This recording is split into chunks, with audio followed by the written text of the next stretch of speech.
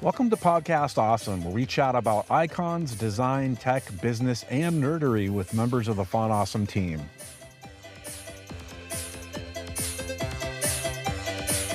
Font Awesome, go make something awesome. Font Awesome, go make something awesome. I'm your host, Matt Johnson, and today I'm chatting with Font Awesome founder Dave Gandy as we talk about Patrick Lencioni's ideas behind Working Genius. Similar to Gallup's Strength Finder, the 6 types of Working Genius help identify your working strengths and weaknesses so that you can build more effective teams and get more done more efficiently.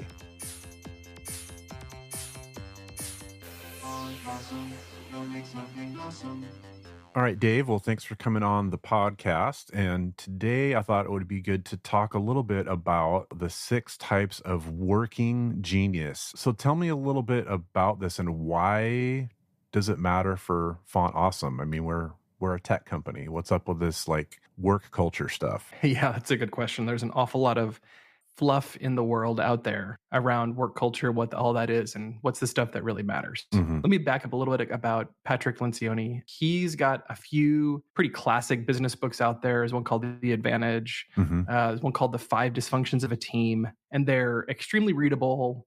They're weirdly practical and useful. So we got introduced to them quite a while ago. His company is actually called The Table Group. For years and years and years, we as leadership at Font Awesome had never done any sort of leadership training or anything focused on that because aren't we a tech company? What's this whole people thing? Why does that matter?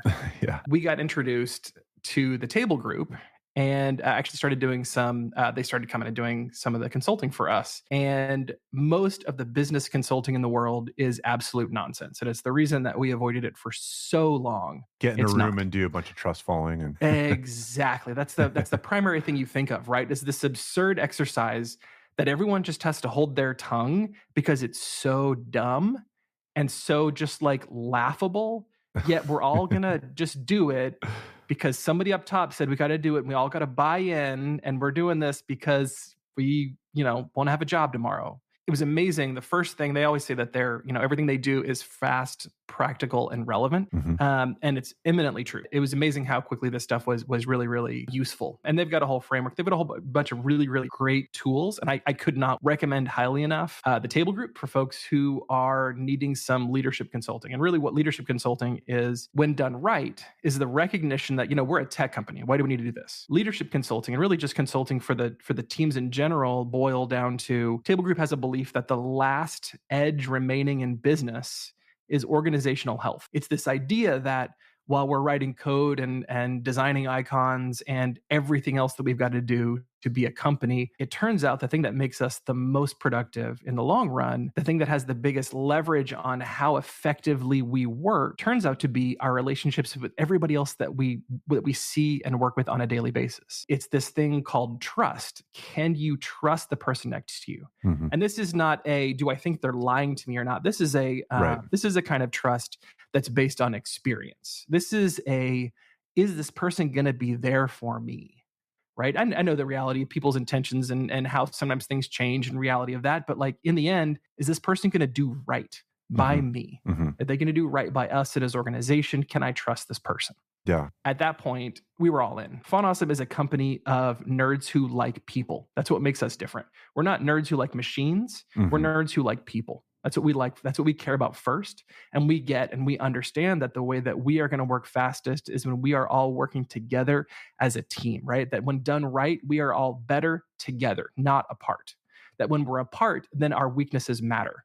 But when we are together, we all get together, right? We all point our weaknesses towards the inside, right? And then we outside face all the strengths. And suddenly we all are, it's amazing the difference that it makes in terms of how much you can get done. Just also being able to live your life in what's right with you, not what's wrong with you. Right. And so 6 types of working genius. We're already very primed for this. One of the first things we've had people do, the 6 types of working genius is something that we recently added at the company. It's not something that's been there forever. It's also a pretty new test. or assessment or whatever you want to call it. But we've been doing, since the company was created, we've been doing an assessment called the Strengths Finder. This is from the Gallup organization. And this is the idea that if we know what our strengths are and we play to those, and then we surround ourselves with people who complement our weaknesses, that we can all be better together. Why don't we study what's right with people? Because the weaknesses are, to some degree are important, but when you surround yourself with others that you trust, all of a sudden your weaknesses don't matter nearly so much, because we really are better together. We're better when we understand the differences, and that the differences in us are good things. The differences in us are the things that make us unique, that make us different. And if we want to be just wise and smart in life, we need to know ourselves so that we can know how to change the world around us in small ways or big ways. Right. We've got to understand things. We got to understand ourselves especially. And so the Strengths Finder is this awesome assessment that helps you figure out what's right with you. Cannot recommend it enough. We have had everyone take that the first day they start, other than a few places where we just missed it.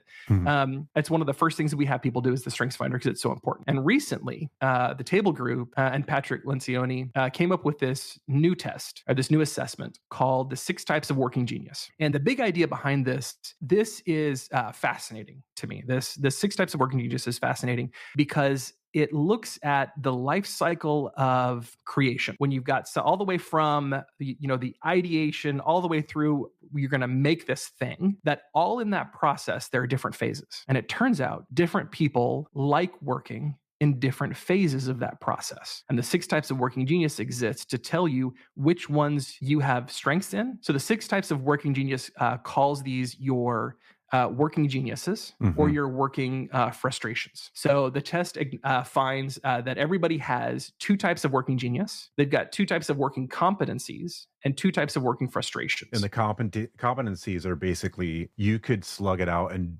do pretty well in those competencies, but maybe not for the long term. Yeah. And really the frustrations, right? And it's about, what gives you energy. The working genius, these are the things that if you get to do these all day, every day, for some people, it's kind of like, wait, I don't have a job. This is so much fun. This isn't a job. This is, you grow up, you get up in the morning phenomenally excited about everything you're going to do. The working competencies, I think a lot of people do actually work in their competencies every day in and day out for their entire career, and they stay there. I think you can do it. I think people do it. And then there are the working frustrations, which are, these are the things that oh my goodness, if you make me do this every day, something's going to happen. Something's going to break somewhere. Right. Either I'm going to break or the job is going to break. Something's going to break, because I can't do this in the long. I can do it for a little while, but I cannot do this in the long run. Yeah. And that's a very frustrating place to be. It is. I've been there. I've had managers who don't know what their working geniuses are. And they keep trying to roll over somebody else's working genius when they don't really even have any idea what they're doing or talking about. I've had managers in the past that have not been aware of this notion of working geniuses, and that there are different parts of this ideation process, and that there are people that fit in different parts. And so just the awareness of this process is dramatically impactful.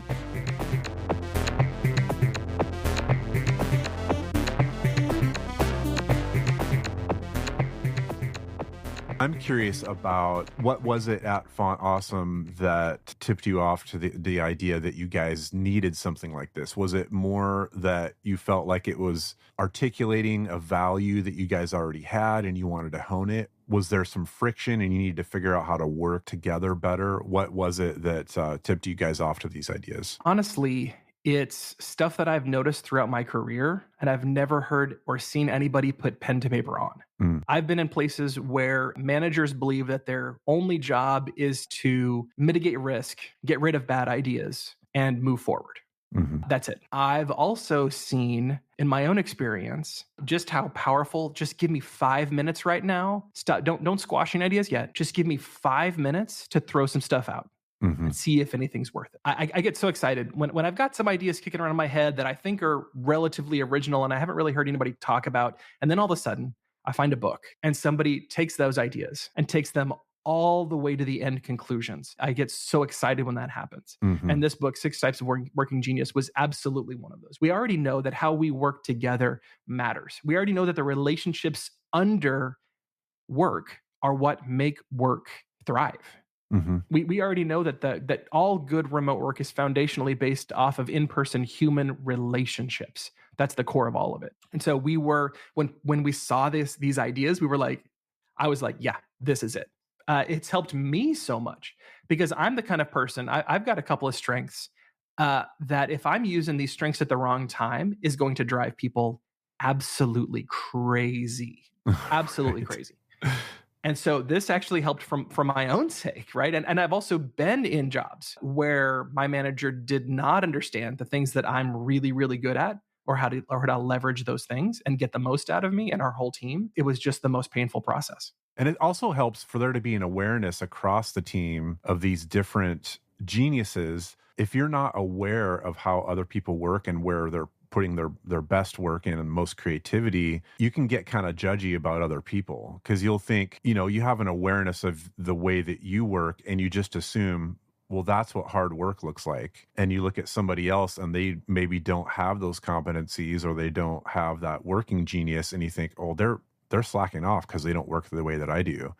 So just Right. an awareness across the team helps alleviate some of that stuff so that we recognize we're all working together. And you might bring in certain people into certain meetings because of where their strength is, where other folks it's going to be their kryptonite. And okay, they're going to be great for later on. We're going to bring them in a month from now to help us hone this thing in. The place where it gets so very practical. Yes, it helps understand how other people work. Yes, it helps to value them and see how you can actually prioritize work and give them a good structure where they can be their best selves. Mhm. And honestly, that's the thing that excites me most about it. But if you got to sell this to somebody else, then they've got to see the business benefit or whatever. And fine, I personally think that you do things because they're right, and then you worry about the cost later. In this case, it turns out you can directly apply different types of working genius to the kind of meeting you're having. Mhm. That this kind of meeting needs these kinds of genius, right? That right now we're at the we need to get this done and ship it.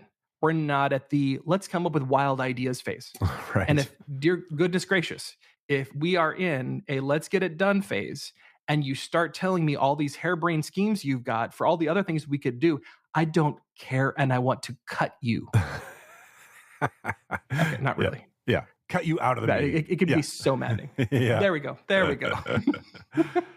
Because you don't understand how people are working, what their strengths are, you start leaving them out of meetings and you think because they're not good in meetings. And you're like, no, just that thing in that meeting wasn't needed. And if that person going into that kind of a meeting had known ahead of time what we need, you know how to turn it on and off. Right. And you know how to be like, okay, that's not my strength, but right now what we need is this. I can play in that realm.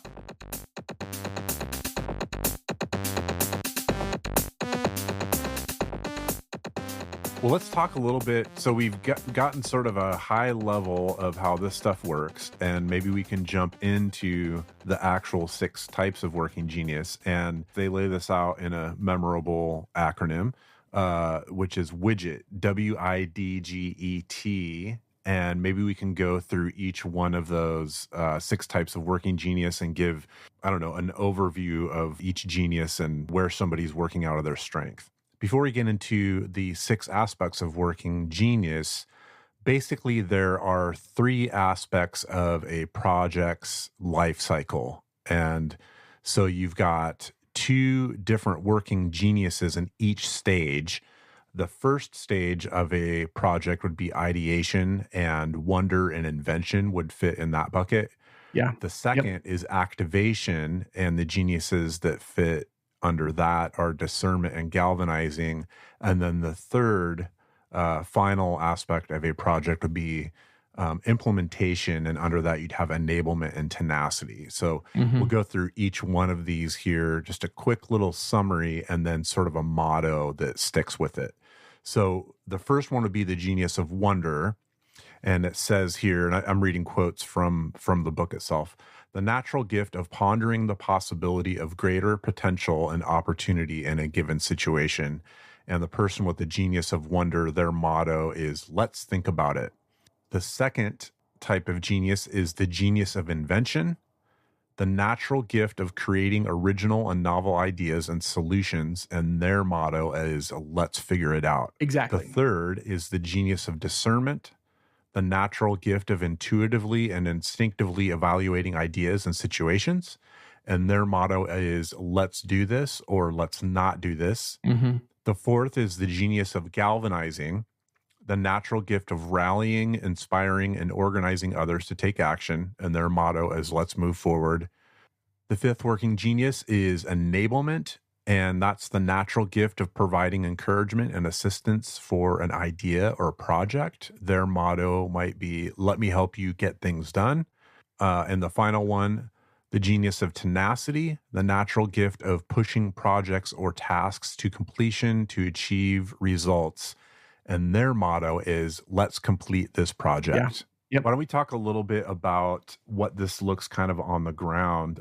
We've gotten a brief overview of the widget acronym in each type. What does it look like to have somebody with these strengths in a company, where they maybe need to come in on a project, maybe where they exit and let somebody else take over? Yeah. So wonder, these are people that you can tend to spot, because sometimes people tend to think of them as their head in the clouds a little bit too much. Mhm. These are people that are constantly, another way to think of it is people who are constantly challenging assumptions, Mhm. constantly, relentlessly, sometimes annoyingly, that continue to just look at things and be like, huh, that's interesting. Oh, the folks who are using our stuff are doing this. That's interesting. Yeah, and they'll just sort of poke at assumptions, and they see connections. Love to get down to first principles. Mhm. If you are going to just take best practices everywhere and just do them yourself, you probably won't live here. Right. If you are going to be the one who makes the best practices, you live in this area. Mm-hmm. So this person's really good at the beginning of a project, probably, where Mhm. you don't want to just take things at face value. Before you get started, you want to kind of test things out a little bit and say, well, why are we doing this in the first place? One of the reasons it's so great to have the understanding of the importance of wonder is that many people who are great at getting things done get very frustrated at this process of wonder. Like Mhm. Travis, for instance, wonder is one of his working frustrations. And so it drives him nuts if I'm just sitting around going, huh, look at that, huh, look at that, huh, look at. He's like, yeah, I don't care. What are we going to do about it?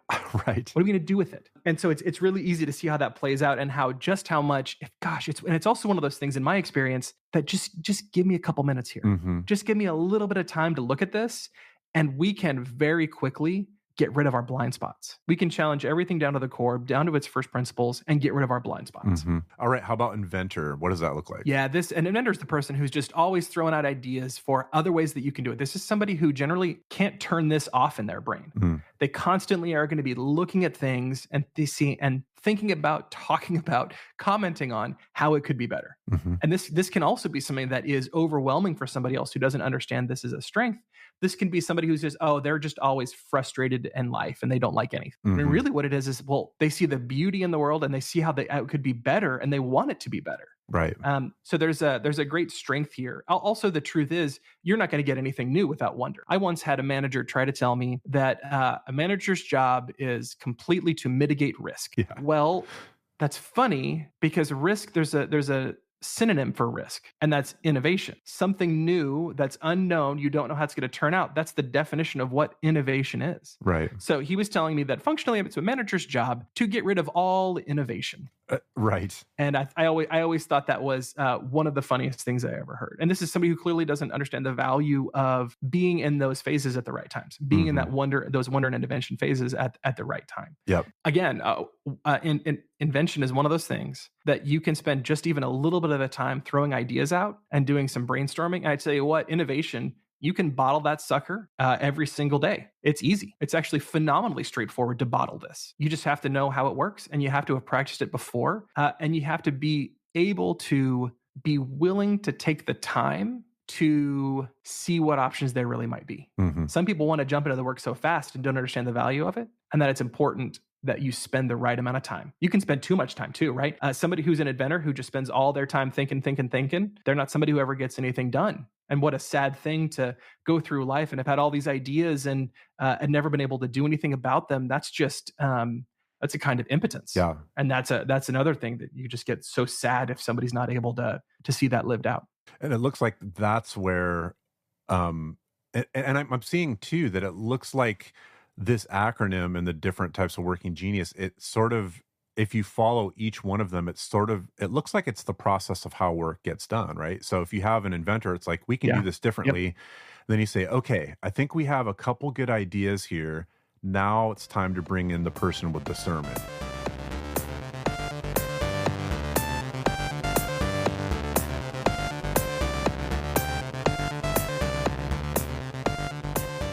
All right, how about galvanizing?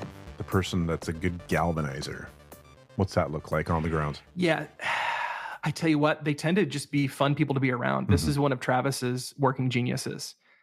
He just rallies people around, and you might think it's somebody who gets a lot of people into a room and gives a rah speech, and it certainly can be that. It certainly can be that. And I think often it plays itself out as that. But it's also somebody who just comes over and knows knows things that, kind of need to be done, and just comes over and whispers sweet nothings in your ear.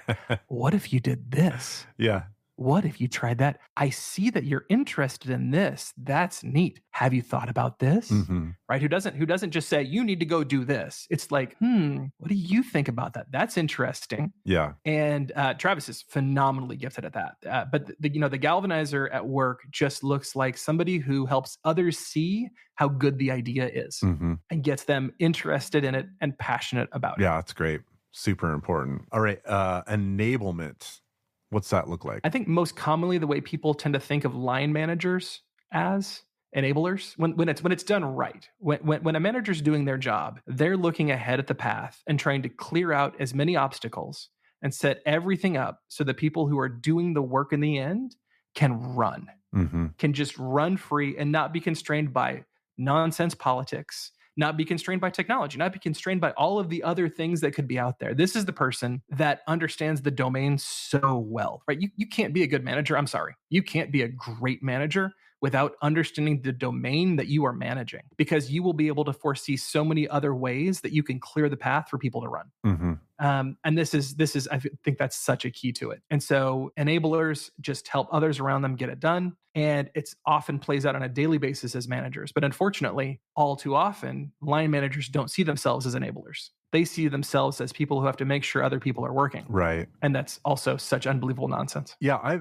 I've always been a little skeptical of folks that say when you slot somebody into a management role, they don't necessarily need to understand all of the tools and the technology you're using. I'm like, I'm not so sure that's true. I mean, they may not need to have the level of expertise as the person doing the work, but they need to have enough knowledge to where, like you say, they're clearing the way, they're giving their folks the tools that they need to get the job done. And if it's like you say, if management is just making sure that a butt is in the seat and then they're clocking the hours, that just doesn't fly for me. No, it doesn't. And it also doesn't recognize the fact that that somebody's work, how good they are at it, how much they can get done, is directly impacted by how well that manager clears the way, how well that person above them has already cleared the field to help them run free. Right. It matters so much. I once had somebody tell me, oh no, I am better at my job because I am not a domain expert in this. I'm better. I can see more from the outside. And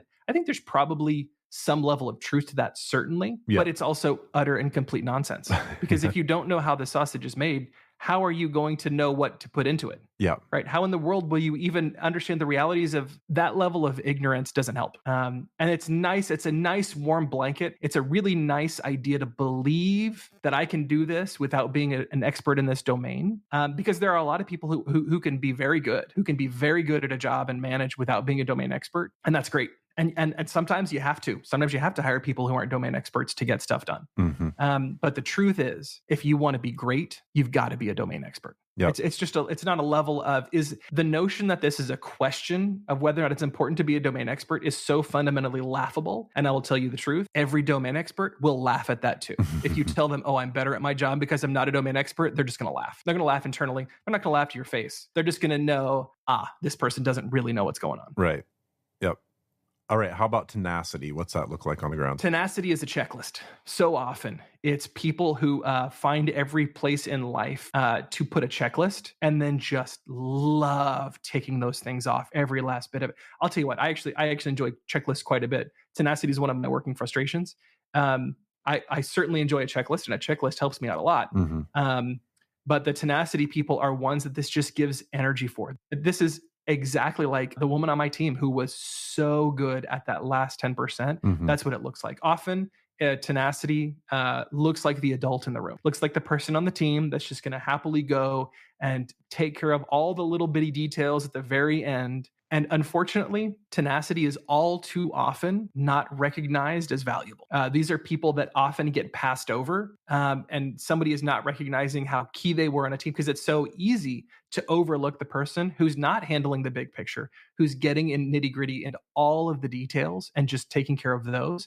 But on the right team, Tenacity is one of the most valuable things because it enables everybody else to take care of so many other things at the same time. It opens it up, right? This is about how if we can, at the right times in the company, if we can all come together and work with each other's strengths, we get so much more done. The notion that diversity is some nebulous thing and we just value it because it's a nice word that somebody came up with and isn't it good? Mm-hmm.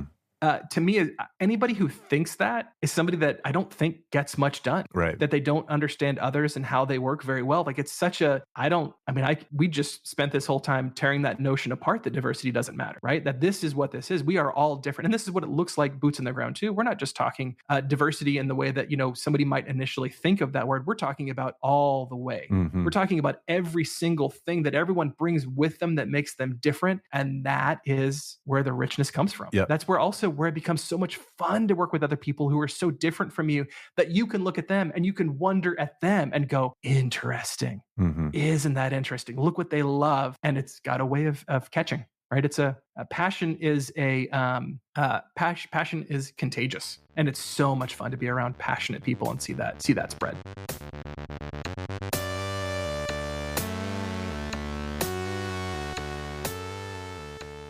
How do you see these different working geniuses work out within the leadership at Font Awesome, and how do we complement one another? Or where do you think we can grow to as a follow-up to that? I tell you what, just first, understanding how these work. Mm-hmm. There's a region that spells out widget, right? It's the idea I had in my head, the thing I called it internally in my head was the life cycle of an idea, Mm-hmm. all the way from when it starts, all the way through, adulthood, when it gets grown, all that. And so it spells out widget because you're making a thing. You're doing a concrete thing. Mm-hmm.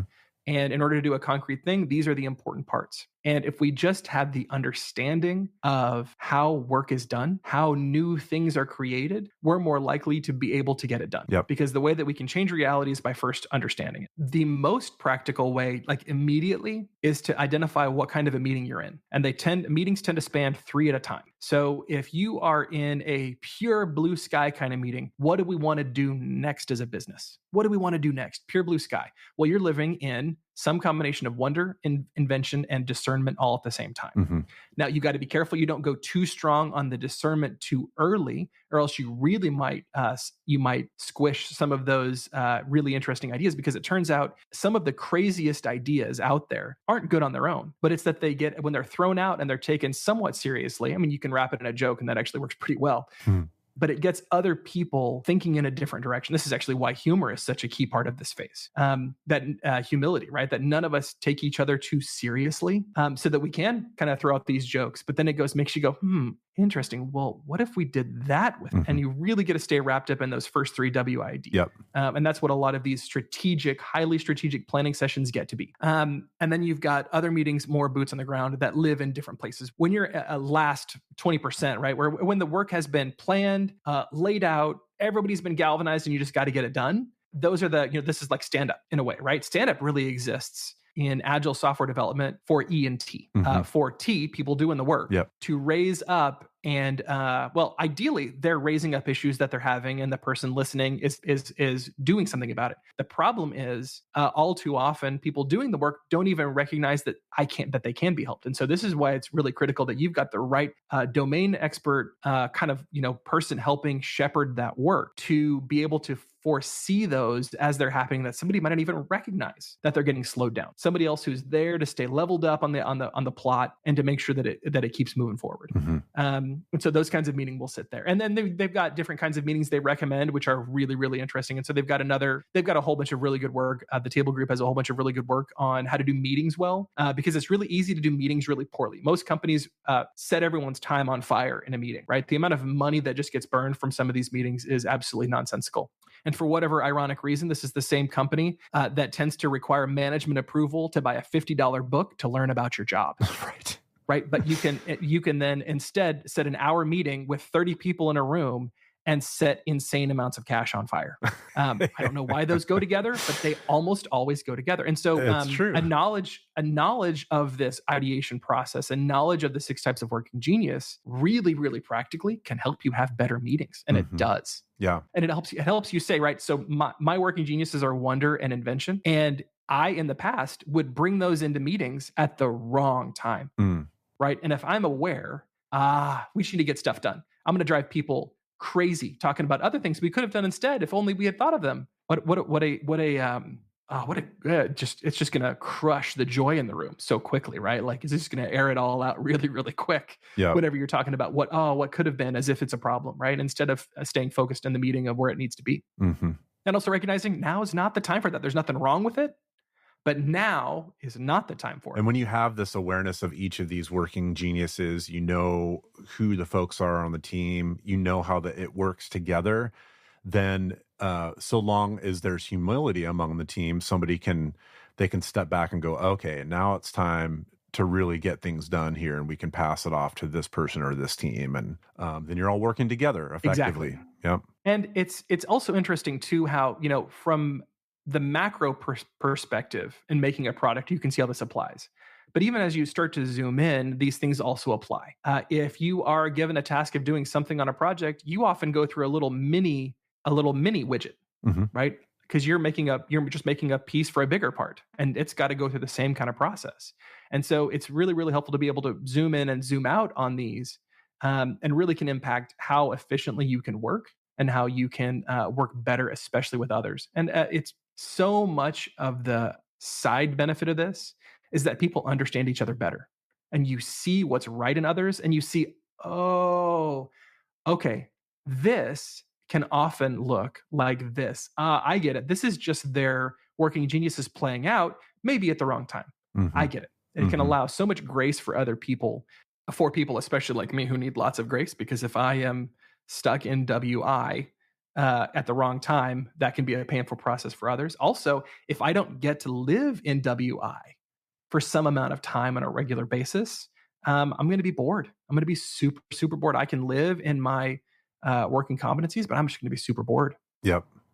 Not nearly as engaged. Or you'll be Mr. Grumpy Pants. Mr. Grumpy Pants. Yeah, that's what when you have to live in those in your working frustrations, you can often turn into that. Oh yeah. And so this is why this is such a useful, practical thing for teams. And this is someone's idea, right? This isn't a thing, right? This isn't an object like a tree. A tree objectively exists and it does these things, and this is what it is.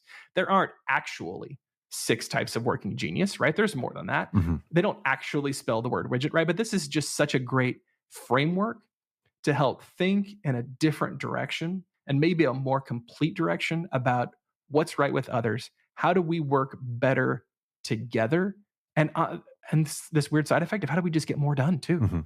We're talking at Fawn Awesome as a pretty small team. We've got 18 folks now on the team. So speaking to other companies that are maybe in that ballpark, what might a leader or an organization be feeling that will give them a clue that maybe it's time to bring in these sorts of frameworks? The first thing is, it's like a 4-hour audiobook to listen to. It's relatively short. You can plow through it on your own and see what you think. There's no cost to doing that. I mean, well, there's a cost. It's the cost of the book, and that's relatively small compared to what this might be able to do. So first thing I would say is, let's see what you think. Spend some time. They've got good materials on the site. Go through it. See what you think. They've got an awesome assessment. They've got a spectacular assessment to do with it as well. But honestly, I'd say I would honestly say, see what you think. Dig into it. See what you think. Is this worth something? Is it not? I'm not going to say it's been a game changer for us, because we're really weird. We already work pretty well together. We already understand that the differences are our strengths, right? We already know this as a company. We already live in that world. But I think for a lot of people, this could dramatically be a game changer. There's also an organizational health piece of this, where if people are living in their working geniuses, they're going to be more satisfied at work. You want to get rid of churn, right? In your company, people leaving, right there, right? If they're more satisfied in what they're doing, they're going to stick around more. It's one of the saddest things in tech that people leave at an average of 18 months to 2 years. There's no reason that needs to be like that. Absolutely none. So I think something else that's interesting is that while this definitely works for a team like us, where the whole company is only 19 people, it turns out this can work on any team of any size, Hmm. because this doesn't have to be something that is applied organizationally for it to work. This can be applied just on an individual team. So even a manager who's got a team of a certain size, it can work that way. And it's interesting that how much it spreads, how when you start doing it, how much this kind of thing spreads to others, because there's so many good ideas wrapped in this. This is such a good thing to help people thinking along a different direction, to help figuring out how do we help our people work better together? How do we be more efficient as a company? How do we be more satisfied in life and work? This is potentially something that can have a huge impact on teams. Thanks for listening in to Podcast Awesome. A special thanks to Dave Gandy for coming on the show. If you like what we've heard, please subscribe and give us a rating and review, and share this with your nerd friends. Podcast Awesome is produced and edited by yours truly, Matt Johnson. The Font Awesome theme song was composed by Ronnie Martin, and audio mastering was done by Chris Enns at Lemon Productions.